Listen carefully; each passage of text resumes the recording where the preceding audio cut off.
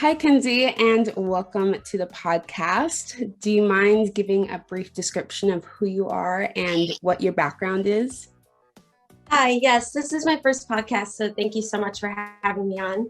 I'm Mackenzie Kokoski. I'm 22 years old. I was diagnosed with cystic fibrosis at birth, and I had a double lung transplant October 28th of 2019.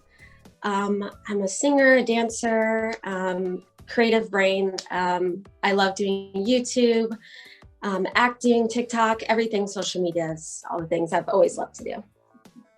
Yeah, I've followed your YouTube channel and your Instagram for a while, and it definitely shows like how creative you are. What made you want to, I guess, have those platforms to not only share creativity, but I also seen that you've been very transparent, I guess, about cystic fibrosis as well. So, what made you want to have those platforms to do that? Yeah, so I always loved YouTube and social media and the idea behind having a platform and be able to talk about things that really matter and then also have that fun creative side to it as well. But I actually didn't always vocalize cystic fibrosis that very much until after transplant and a little bit before. I was more vulnerable, I guess, with everything that I was going through because I learned how much it could really help someone and make someone else feel less alone. And, it always like feels really good when I get messages of parents with children with CF or someone personally with CF or just dealing with anything in general. It makes you feel really good and makes it all worth it. And it's like, I love that part of it as well. Yeah, yeah. Mhm. Do you mind sharing a little bit about your transplant? Because during the month that we're recording this for the listeners, Yeah. it's actually I guess your anniversary month. Yes. Yes. So it's my second anniversary. I have no idea how that flew by so quick. It was one of those things that felt like it was a lifetime ago, but also yesterday. Um, and so yeah, I'm coming up on 2 years. And so I always had lower lung function from a young age, like 9 years old was when I first got 50%. And I kind of lived in a low range for most of that time up until transplant. And then it wasn't until about 2 years before that my disease really progressively was getting worse and a transplant needed to happen. And I was pretty much always in denial of that just because living at a low function for most of that time, it's like it becomes what you know and what you feel. So you don't even realize that you should be breathing better because that's just you're living in that, Yeah. and and so that happened, and then I became more accepting about not even until like maybe 6 months before transplant, I really accepted it. And then that's kind of when things started going really fast. And I started on oxygen. Well, okay. So I started on oxygen a year before transplant, but it was only through the night. And I was doing pulmonary rehab, which is just where you can go work out with oxygen on and you're monitored and they monitor your heart rates and your oxygen levels and all of that. And then it slowly progressed to oxygen 24/7. And I had to get a feeding tube and it was getting more real. And then that August before my transplant in October of 2019, I had all the workup and all the things that I had to do for transplant. And then 12 days I was on the list and then I had my transplant. Wow. How were you able to process that? Because I mean, that just seems so quick. It actually kind of worked to my benefit just because I'm the type of person that doesn't really like to talk about things. I internalize a lot. So it was really good for me that it happened in 12 days and that everything was going really fast because you didn't have time to really sit on it and dwell on it and think about it. Of course, those 12 days felt like a longer period of time because you're waiting for a call. Yeah. So that is definitely anxiety inducing, but it definitely worked towards my benefit that it was faster process. Yeah. Mm-hmm. And how has the recovery, or what was the recovery been like for you? And then where are you now? Because I know like some of my friends who have transplants, when they go through it, it definitely changes them who they are, but they kind of have like another different outlook on life, because I mean, people with cystic fibrosis already do have a different outlook, but once you have a transplant, it's like completely different. So how has that been for you? Yeah, for sure.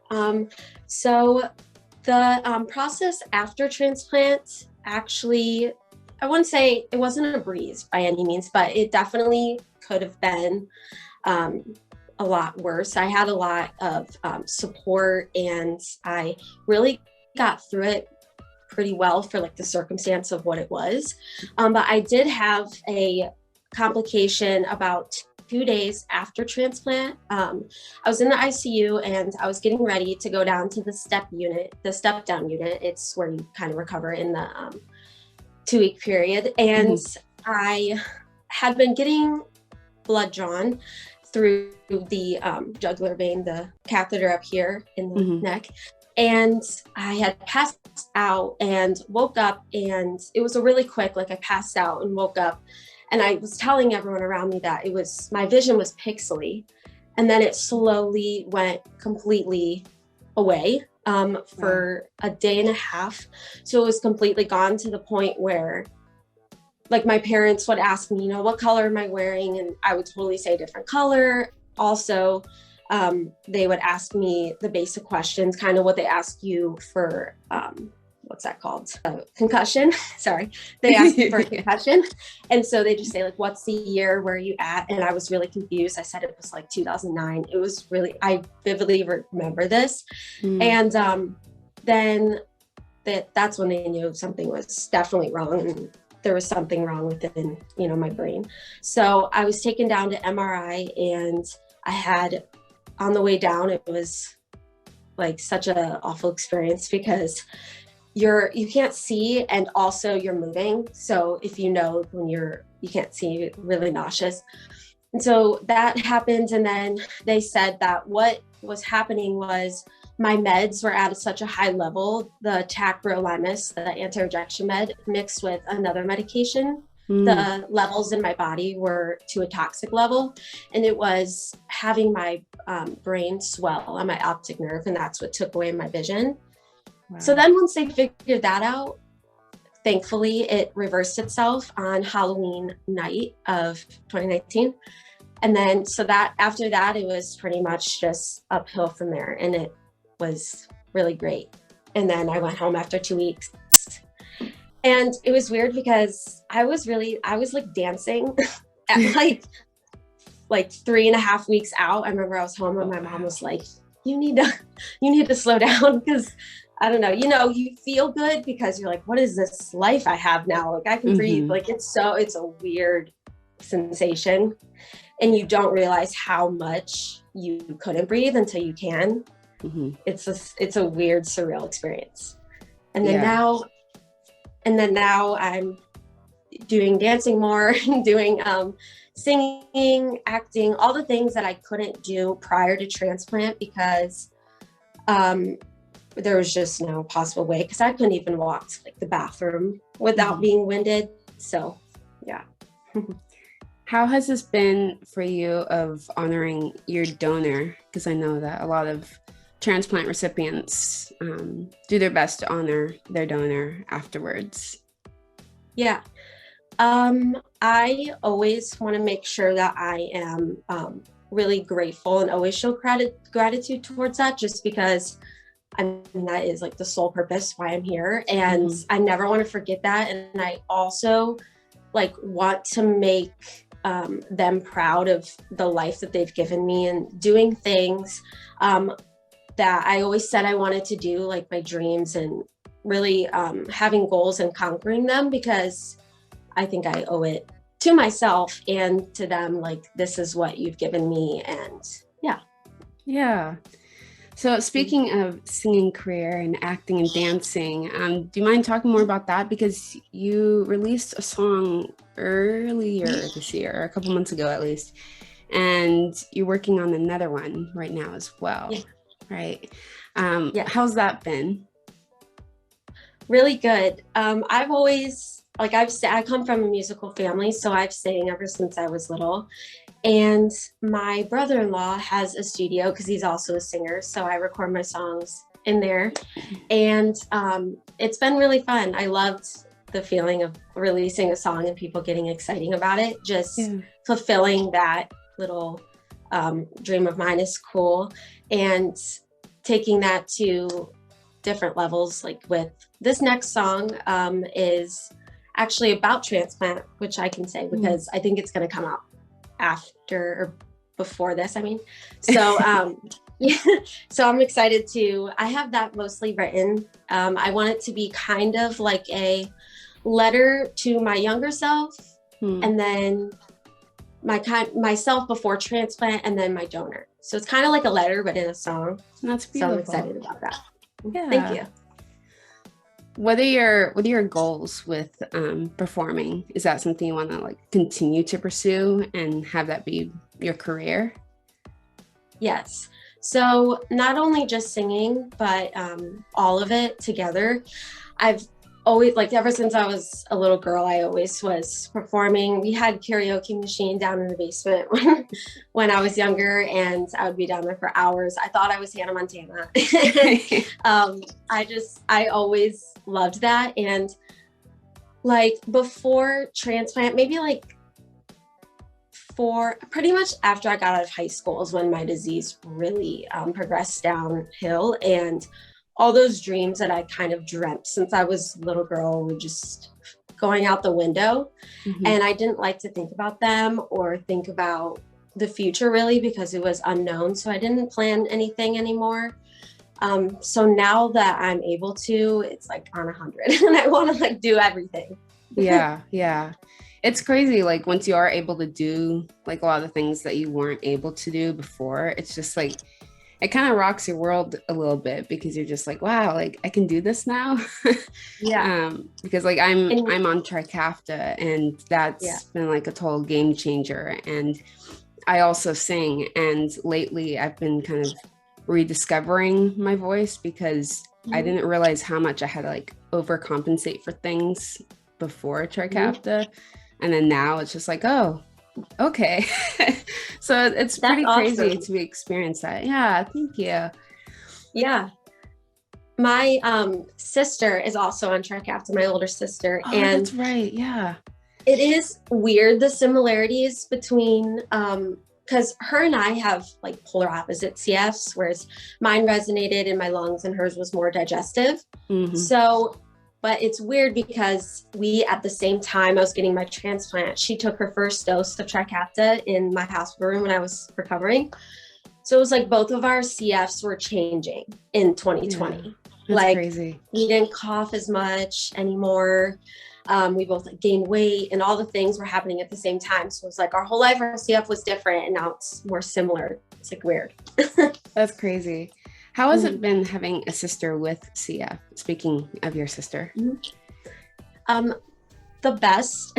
I can't like being able to have someone who understands you in a level that nobody without or someone without CF may not be able to fully understand because like you feel it internally and it's not an external disease until it becomes visible. But um, it's really nice to have someone my whole life to lean on and to talk to and that understands and can answer questions that you might have that maybe you don't feel comfortable talking to your doctor or things like that. It's really has been the best. And it would be really hard if I didn't have her, I think. Yeah. Mm-hmm. Yeah. I've often had this talk with a lot of my friends in the CF community. It's a different type of friendship, different type of bond. I mean, with Yeah. anyone with CF, just because like you get each other on a whole other level. But I mean, like family, that's even more because like you're there with each other all the time, but it's just like Mm-hmm. even closer. Yeah. Looking back, before you went on this journey, what advice would you give yourself? I would give myself, or I would tell myself that it's okay to embrace the changes that are happening to you, and like being on oxygen and having to get a feeding tube isn't part of your downfall. It's actually like this is what is getting you to transplant, to get you to the other side. I think because I remember when I first had to go on oxygen, I had to go to a family reunion, and I stayed in the car for like an hour, and I was just really embarrassed and was crying and was really overwhelmed with the change, because it's like, I'm 20 years old and I'm on oxygen. But then as I look back, I really appreciate those things, because I mean, that's what got me there and that's what was keeping me alive in the Mm-hmm. meantime. And so I would tell myself to embrace those changes and not look at it as a negative thing. I also would tell myself to probably open up more, because like I said, I internalized a lot and Mm-hmm. kind of like went through it myself, even though I kind of preferred it that way, just because that's just kind of how I always rolled with like the rose colored glasses. That's actually part of the thing in my song. Is like one of the lines is, don't let your rose colored glasses disappear. It's how you cope with the things you fear. Mm-hmm. So it really does. Yeah, that helped me a lot. But I would talk more, I think, and be more accepting earlier. So it Yeah. wasn't as like, Yeah. What advice would you give someone who is going through a similar experience that you went through? I would tell them that you are stronger than you believe that you are, and you can get through anything. I feel like your body, when you're in a similar situation where you have to fight in some degree, your body knows what to do without you even realizing that you like know what to do. It kind of goes in the fight or flight mode Mm-hmm. and can get you through anything. Also, a big thing that I told myself going through it was that it'll all be a memory one day. I said that a lot. My dad actually said that to me one time, and it sticks with me. It's what got me through, because I knew that there was another side, and I thought of the things that I was going to be able to do. Because I remember a time where my grandpa actually asked me, what are you going to do when you're able to, like, when the possibilities are endless? And it's like, I don't even know, because I couldn't Yeah. imagine it at that time. And now I'm like, what the heck? so, so definitely that you're stronger than you think, that you believe that you are, and that you'll be to the other side and it'll get better. Yeah. Well, I can definitely say that from seeing your Instagram and your YouTube channel over the past couple of years, it's definitely been inspiring to me. And I love seeing what you're continuing to share with people. And now that you're sharing more music, that's also very exciting. And I'm definitely sure that the music will definitely touch others like it's touched me. So I'm very excited to see where you continue to go from here. Thank you so much.